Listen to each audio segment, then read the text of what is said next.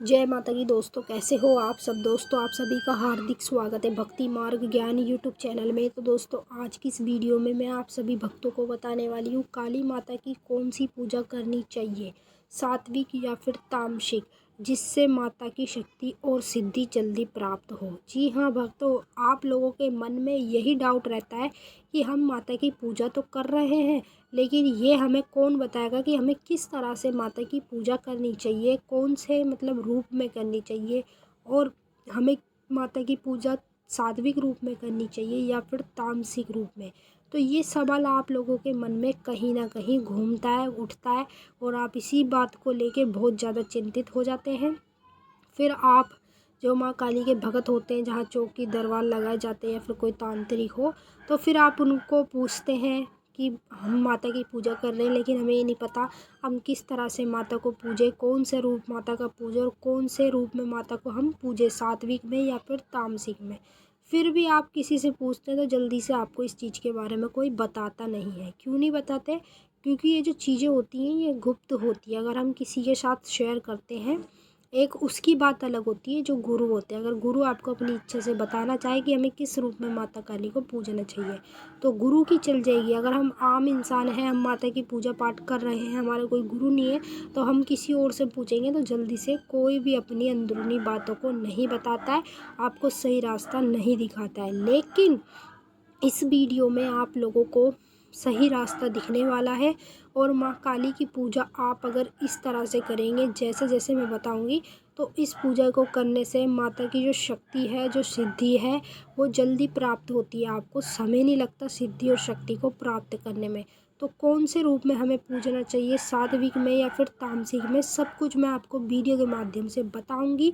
लेकिन बताने से पहले आप सभी भक्तों से एक रिक्वेस्ट करना चाहती हूँ। अगर आप भक्ति मार्ग ज्ञान यूट्यूब चैनल पे नए आए हो तो चैनल को जल्दी से subscribe to like share comment जरूर कर लेना, बेल आइकन को ऑल पे सेट कर लेना, ताकि हमारी जो भी न्यू वीडियो आए उसकी नोटिफिकेशन सबसे पहले आप सभी भक्तों के पास पहुँचे। तो काली माता की कौन सी पूजा आप लोगों को करनी चाहिए। देखिए भक्तों, सबसे पहले मैं आपको बता दूं, अगर आपके घर में माता काली को जिस रूप में शुरू से पूजा जाता है, जैसे कि चाहे वो माता का सात्विक रूप हो या फिर तामसिक रूप हो, जो आपकी पीढ़ी दर पीढ़ी पूजती आई है माँ काली को जिस रूप में, आपको भी उसी रूप में माता को पूजना चाहिए। समझ रहे हैं आप? जैसे मान लो आपके दादा दादी थे, वो माँ काली को आपके घर में किस तरह पूजते थे। माता को बकरे की बलि देते थे, माता को शराब चढ़ाते थे, माता को बकरे की कलेजी चढ़ाते थे, माता को मुर्गी की भेंट देते थे। तो ये सब चीज़ें तो भाई तामसिक में आती है, ठीक है। आपको ये नहीं पता कि हमें किस तरह से पूजना चाहिए। तो मैं यही बोलूँगी कि जिस तरह से आपके घर में माता काली सदियों से पूजती आई है, जो आपके कुल देवी है, तो आपको भी माँ काली को उसी रूप में पूजना चाहिए। और सबसे बढ़िया जो माता का रूप होता है, जो माता की हम सिद्धि और शक्ति को जल्दी प्राप्त करने के लिए हमें माता की कौन सी रूप की पूजा करनी चाहिए। माता के हमें उग्र रूप की पूजा करनी चाहिए, ठीक है। उग्र रूप के साथ साथ हमें माता काली को तामसिक रूप में पूजना चाहिए। तामसिक रूप से पूजने में क्या होता है कि माता की जो सिद्धि है, माता की जो शक्ति है, वो जल्दी प्राप्त होती है, उसमें समय नहीं लगता। और उसी के साथ साथ जब हम इस रूप में माता को पूजना शुरू कर देते हैं, तो माता हमारे कार्य भी जल्दी करती है। समझ रहे हैं? अब जैसे मान लो कोई ऐसे व्यक्ति हैं जो सात्विक में माता को पूजते हैं, ठीक है, तो वो जब मनोकामना माता से मांगते हैं या किसी भी काम के लिए माता से कहते हैं, तो उनके काम में समय लगता है, काफ़ी ज़्यादा समय भी लग जाता है। और यहाँ तक कि वो माता के पास अरदास भी लगानी पड़ती है उन्हें, और अर्जी भी लगानी पड़ती है, तब जाके माता उनके कार्य करती है।